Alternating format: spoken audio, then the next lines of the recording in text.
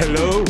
Okay, for those of you who returned to the channel, welcome back. And for those of you that are new here, that have just stumbled upon this video, then thank you for joining me. Here is my spoiler-free review of Death of a Unicorn, a horror comedy written and directed by an Alex Scharfman. And I've been really looking forward to this movie, only because it just looks batshit crazy. It looked bonkers. It looks like it's going to be a lot of fun. It looks quite offbeat. And yeah, I've just been really looking forward to checking Death of a Unicorn out. The film stars Poulter and Jenna Ortega as a father and his daughter who accidentally kill a unicorn, causing them to be hunted down by its parents. And so yeah, I'm in. I mean, this just sounds crazy, and I'm hoping for a bit of fun. So, Death of a Unicorn. It has quite a strong setup where the movie establishes its characters and the tone and sort of just that kind of overall general vibe that you're in for. It does a really good job at setting all of that up within the first 10-15 minutes. And it has this somewhat of a kind of like a dry, offbeat, sort of niche kind of humour that's running throughout the film that doesn't always work for me, but at times it really did, and there would be moments where I really chuckled, but it doesn't always work. It's not always consistent, I felt, for me personally, when it came to the humour. But like I said, going back to sort of how the movie establishes its two main characters, this father and daughter, and their relationship, and it's in this moment where the film establishes our two main characters, played by Jenna Ortega and Poulter, where they inject this big beating heart into the story. I was taken aback by it because I wasn't really expecting it, but it's also a reason to why this film was as effective for me as it was. And so you get some sort of insight into the history of these two characters and the journey that they're on, but it also works with the movie's tone as well. Like, this is a comedy, so it doesn't get bogged down by the themes that they establish and explore throughout this film. And so tonally, the film works very, very well. But what I will say, the entire experience as a whole is quite messy in its execution. When, especially during the second and the third act, I felt like it was quite clunky and awkward in how certain moments would play out and how certain moments were strung together. And so when it comes to the pace and sort of how sort of the story kind of flows, it was quite clunky.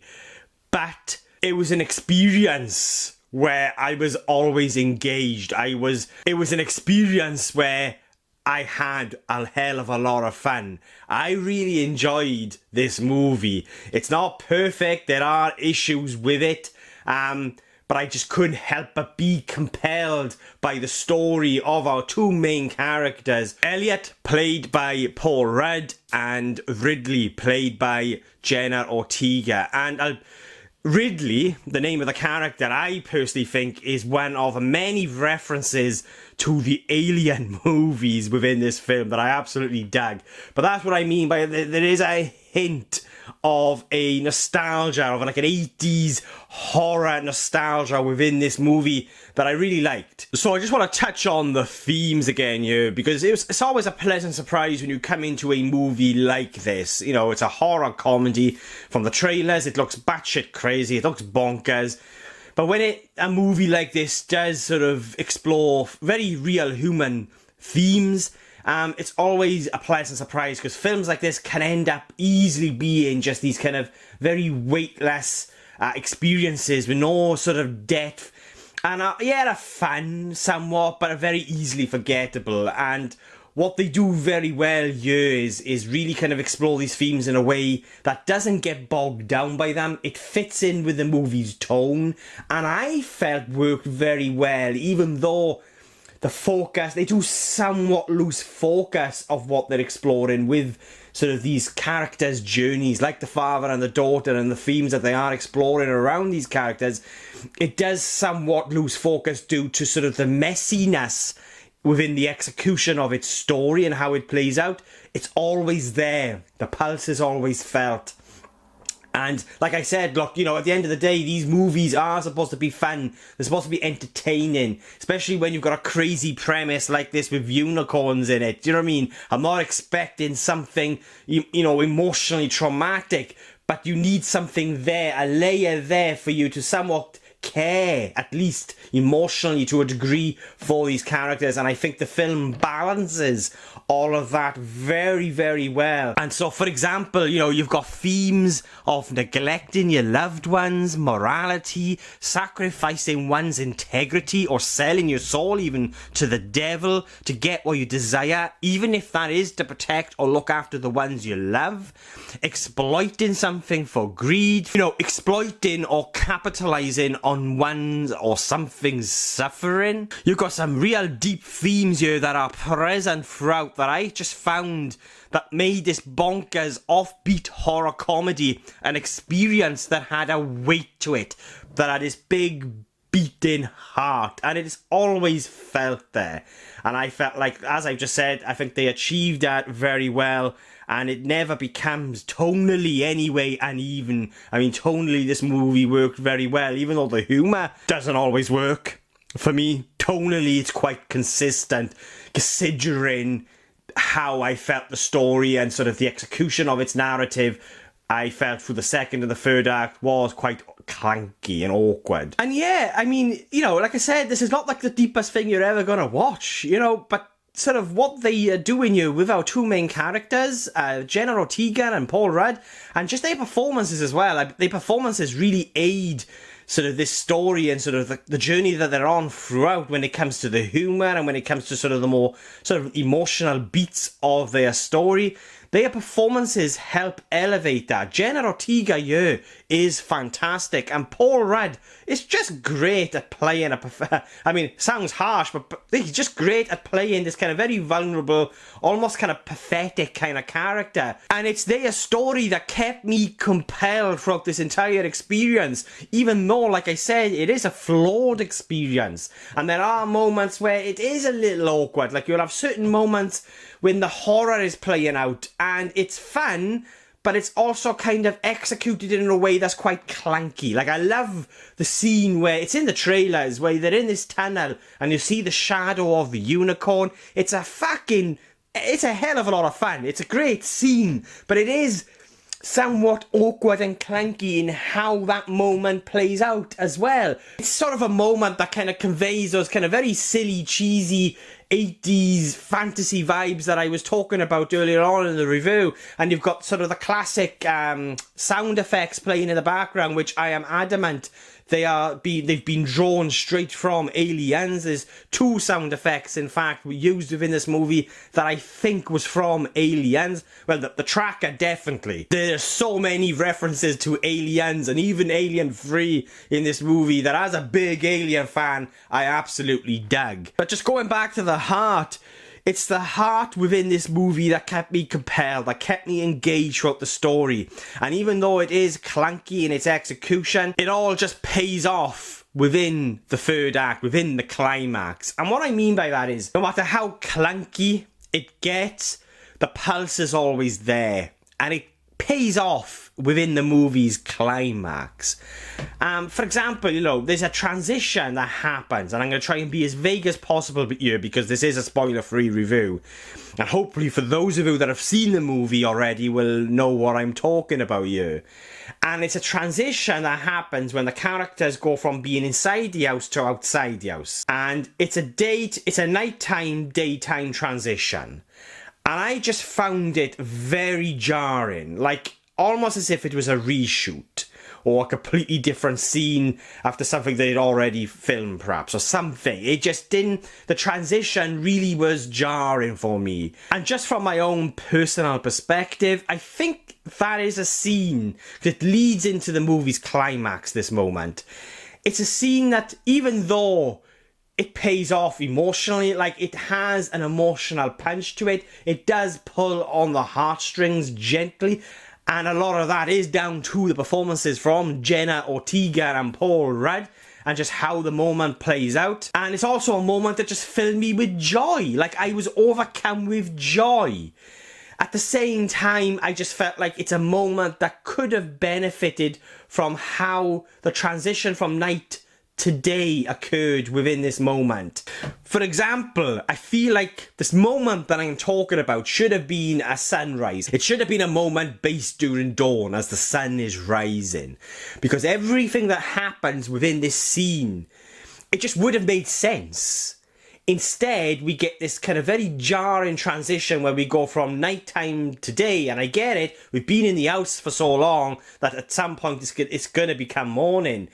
But it just felt like we were sort of midday all of a sudden, and I just felt like if they'd done this particular scene in a way where the sun was rising in the background, it would have just elevated the moment even more. Even though it was still effective, that's because I was already engaged and sort of on board with these characters' journeys throughout the experience, and I was having fun, I was entertained. And I bet some of you are going to be asking, why am I getting so worked up about a nighttime daytime transition in a movie like this? Well, it's because, you know, the film was, for the most part, working for me. Like, yeah, you know, there's characters, you've got very kind of generic characters that we've seen before when it comes to your bad guys, your villains, your schemers, and all of that. It's all there. But it's the story in which our two main characters are on and who we're following. I was compelled, I was engaged, and that transition from the house to outside, it just took me out of the experience for a very brief moment. And that is why I'm making a fuss about it, because I just felt like it's a scene where it leads into the climax, and a climax that was still effective, but could have been made even more effective, perhaps if it had been sort of shot, perhaps in a different way when it comes to sort of the time of day in which it was filmed. And look, it might sound petty to some of you, this is, me getting so worked up about a transition from nighttime to daytime in a movie like this. But it was just very abrupt and it took me out. It just was very jarring at first. But like I said, the film, it quickly makes up for it as we reach its climax. So when it comes to the horror, even though some of the moments of horror are sort of shot in a way that I felt was a little awkward, they were a hell of a lot of fun. Like the death scenes, the kill scenes in this movie are over the top, they're bonkers, they're just crazy and they're gory, and I loved it. At the same time, for me personally, there was an overuse of CGI here, and I just felt like I wish they'd just relied more on practical effects. Like, there were animatronics when it came to the unicorns, but it was very limited, I felt, and they did rely on CGI an awful lot for the type of movie that this is, with the budget that it is on. I felt like there would have been more of an attempt at sort of bringing these creatures to life, through practical effects. Like, yes, when it comes to sort of the close-ups and you've got the sort of the creature's heads and sort of the horn, for example, all of that is practical, and it's great seeing that come to life where they're not using CGI, because it does become more tangible. And there is a kill scene, in fact, which is all 100% practical, and I loved it.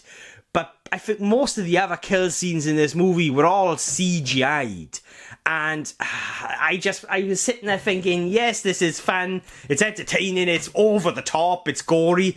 But I was thinking, why didn't you just sort of rely just a little bit more on practical, maybe? And perhaps perhaps they attempted it and it just wasn't working, I don't know. Like, the death scenes in this movie are gruesome. And, they don't shy away from it. And it did. It was, again, taking me back to a certain era of films where they wouldn't shy away from this kind of stuff. At the same time, I just found myself yearning for more practical.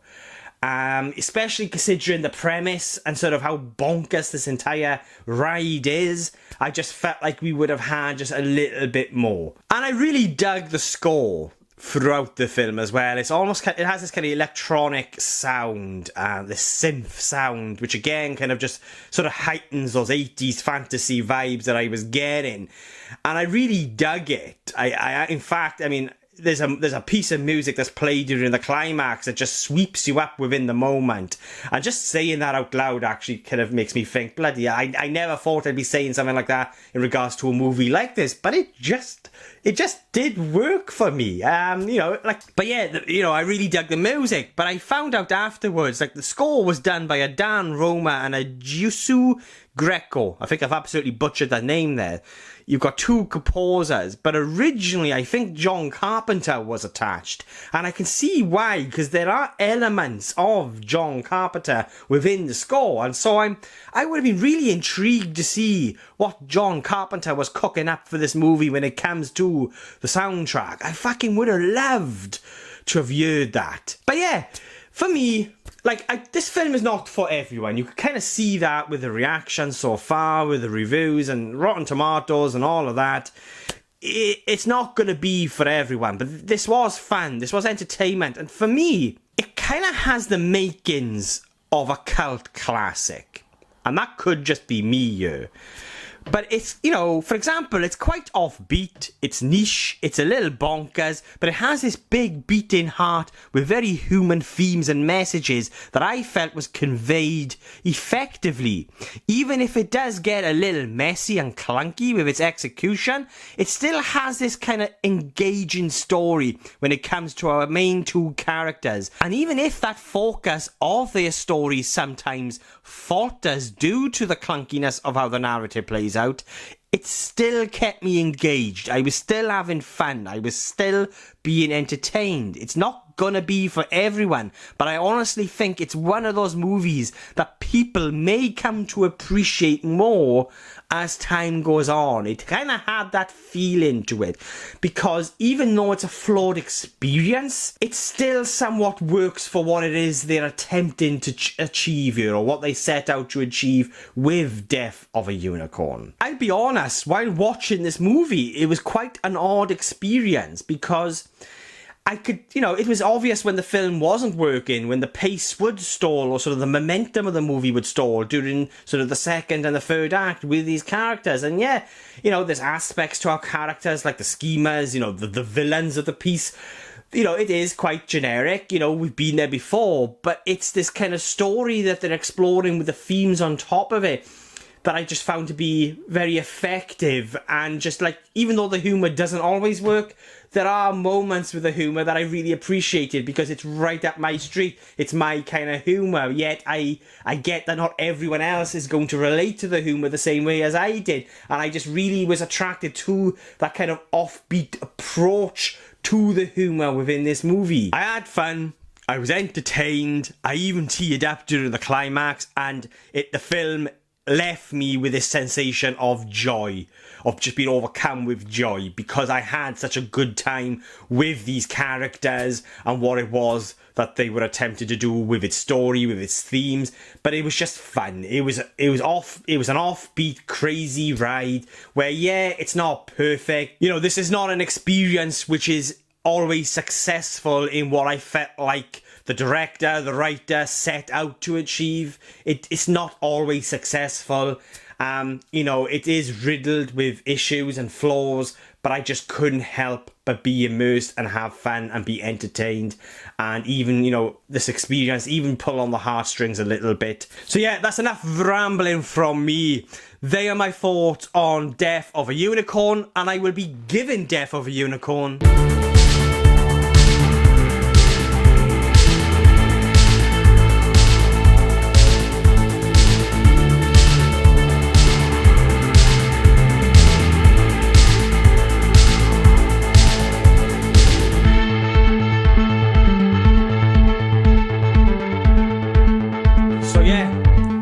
thoughts on Death of a Unicorn. What do you guys think? Have you seen it yet? Do you love it? Do you hate it? Do you agree or disagree with anything I've said? And please let me know in the comments below, and let's get a discussion going. And if you've made it this far into the video, then thank you so much. I really do appreciate it. And if you want to watch future movie reviews from just some random Welsh geek rambling on, then please hit the subscribe button. It will mean an awful lot to me. And yeah, just a big thank you to all of those that have connected to the channel, whatever it be, liking, commenting, subscribing. It means the world to me. It means so much. I absolutely love doing this. I really enjoy it, and I'm looking forward to growing the channel over the year. So yeah, big thank you from me. Thank you so much for watching. I really do appreciate it, and I'll be catching you guys soon.